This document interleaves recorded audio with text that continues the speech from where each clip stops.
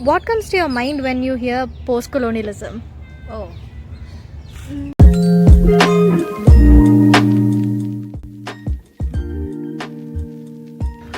when I think about post-colonialism, the thing that comes to my mind is like the effects that it had in India.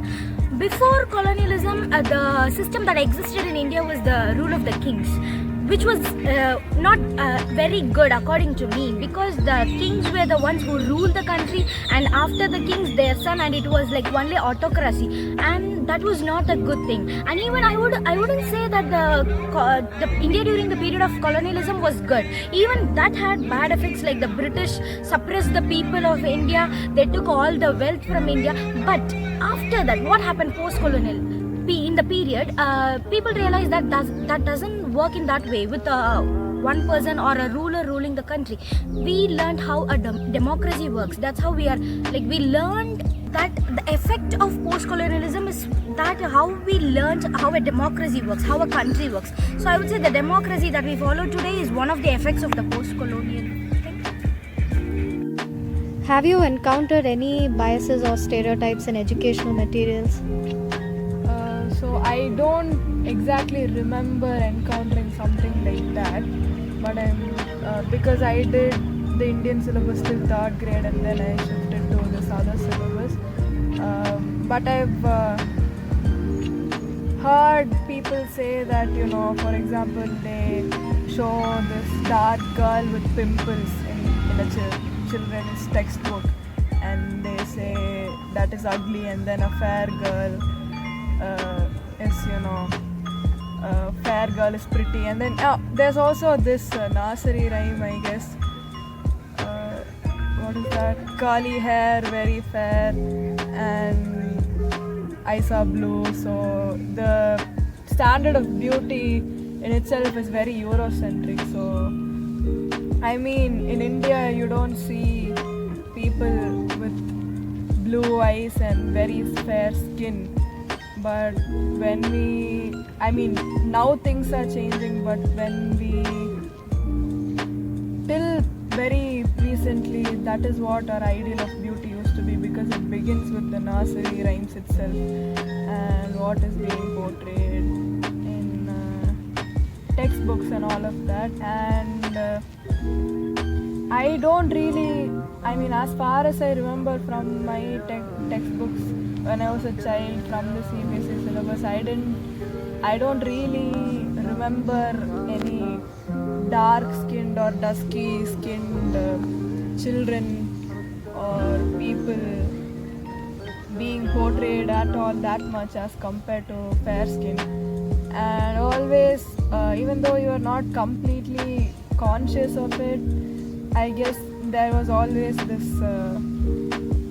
intrinsically it was imbibed that some illustration is fair, it is meant to be good looking or whatever. And apart from that, in the educational syllabus, when it comes to the material given in itself, we are taught to use like cutlery and all that stuff, and that is taught as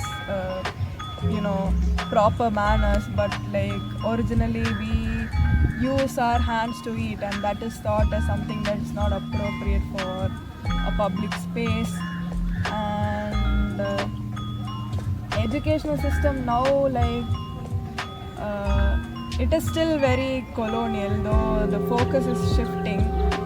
There is always, even if it is something that is post-colonial, there is always this thing, this idea that we have that it is happening after being invaded colonially. There is no independent identity for the culture that we are studying about basically. So it's like, it's always linked to the colonizer. There is no independent sense of studying a place which has been colonized. There is always this thing in our mind that this place has been colonized, and that's why we are studying about it. So I think everywhere we look around in our syllabus and everything, it is always linked to the colonizer, and that is a very, I mean, if you really think about it, it is a kind of a disturbing thing. So yeah, that is my opinion on the question. So, if you were teaching an English class, how would you approach colonial era content? So firstly, we should try to break the Eurocentralist mindset that governs the education sector. So basically what it means is we should try to bring more importance to the indigenous and local traditions, the history and cultures, which will enable the students to think critically. It will make us question the power forces that govern the various systems across the world. So it helps us to question history itself, like as it said, history is written by the victor. So it helps us bring it helps to bring the subaltern narratives over the dominant narratives. It gives a voice back to the people. It gives an agency to the people who were once oppressed by the Eurocentric or other dominant power dynamics of society. So for this we can use like literature that was previously suppressed by the dominant people, like Dalit literature or post-colonial literature that we have today.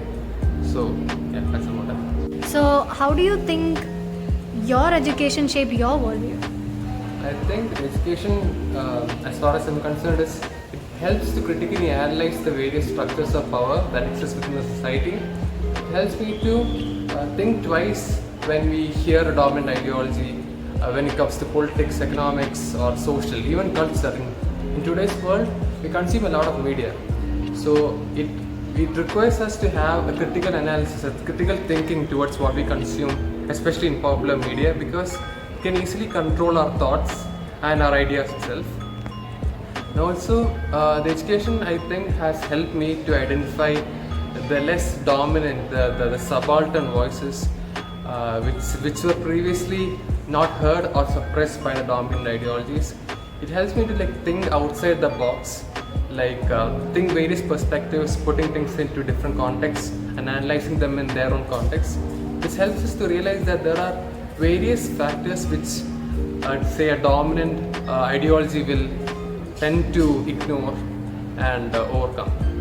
So I think we need a more post-colonial themed education, because education itself, it's a changing sphere in today's world. Today's information might not be true for tomorrow. So always having a critical thinking and the idea to think outside the box is necessary. And I think that's why we need education today. Thank you. So, what can educators do to address post-colonial challenges?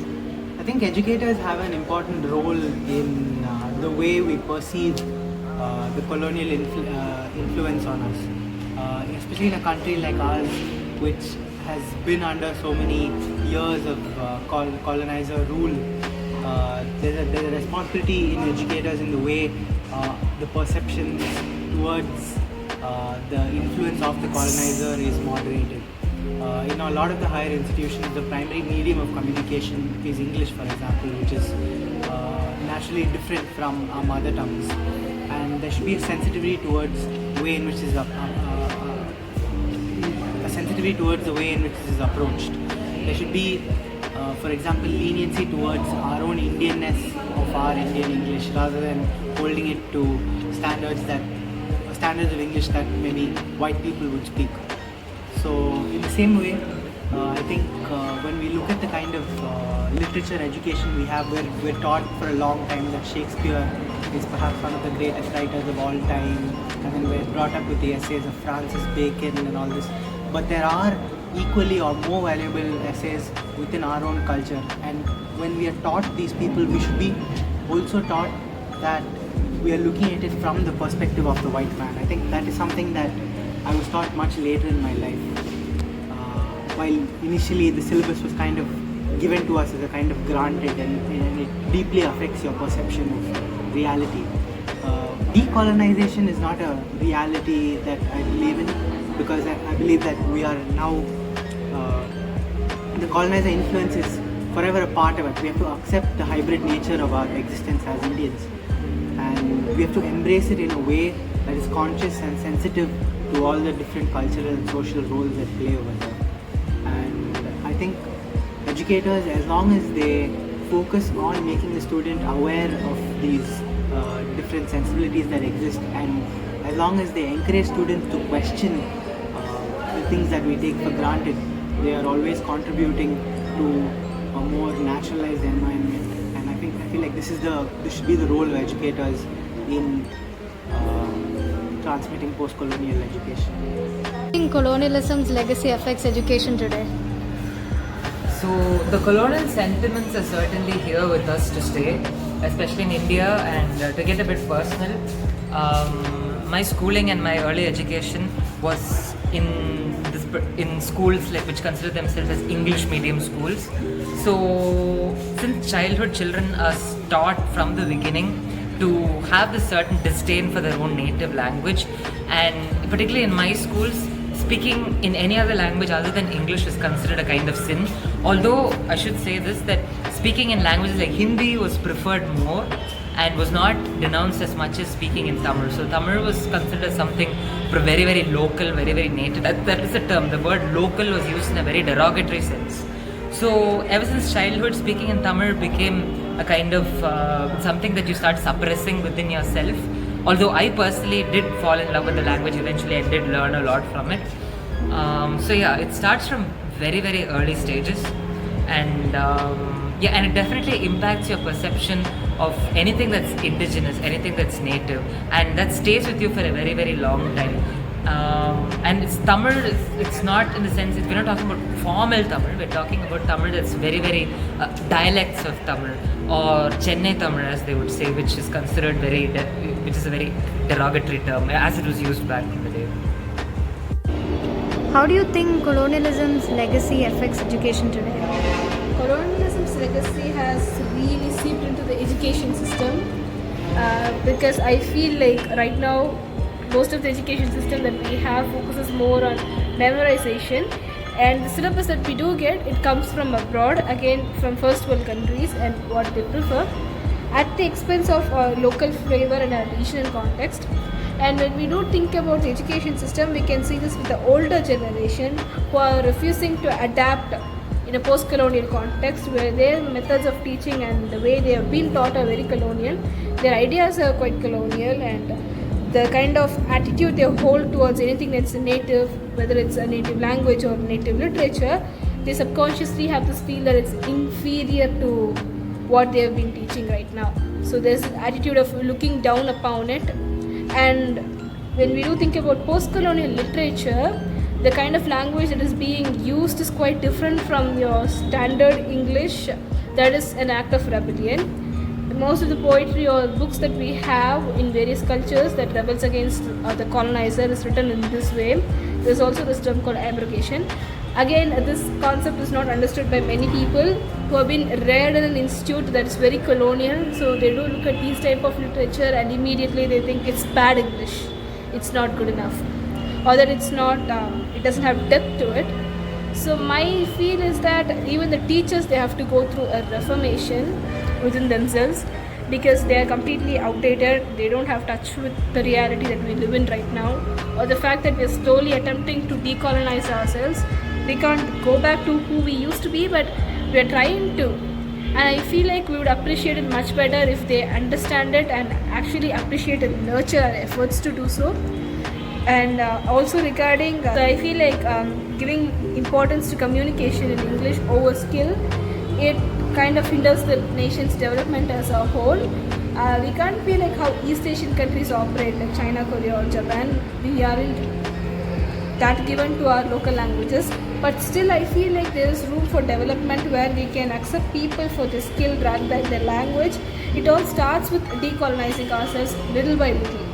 So I think the root of the problem lies in the education. So we have to start from there. We have to reform the schools. We have to change the teachers' mindset, who then have to change the students' mindset, especially in a global context where we get information about so many cultures. It's quite normal for children to look at another culture and believe they are superior. We no longer have a colonizer coming and colonizing us, but we still have that inferiority complex within us, and globalization is amplifying it, which is the irony of it. So I feel like we should be guarded. That's what it was coming. Now it there. became a Now democracy. after